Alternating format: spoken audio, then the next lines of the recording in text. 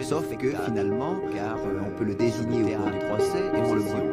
Je dirais que dans la possession, justement, ce qui différencie d'abord la possédée et la sorcellerie, c'est que le personnage principal, ce n'est pas le sorcier, c'est la victime de son choix.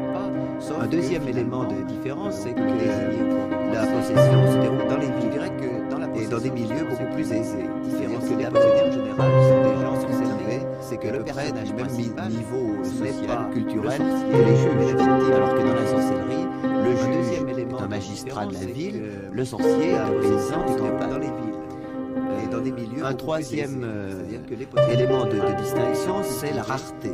Et que les possessions sont des petits phénomènes que les juges piquettent, alors que dans le sol français, à Aix, à Loudun, à Évreux, à Nancy, mais non pas du tout le caractère massif des sorcelleries qui ont précédé. On pourrait considérer les possessions comme une raréfication de la sorcellerie et en même temps une sorte d'accès au langage cultivé du problème diabolique, mais non pas du tout le caractère massif. On entend le diable des sorcelleries qui ont précédé la posséder parce que c'est la langue de tout le monde, la langue cultivée, comme une raréfication, tandis qu'on n'entend jamais le diable du sorcier, et en même temps, étant donné que ce n'est jamais que le juge qui parle et qui impose ces questions du problème diabolique sorcier.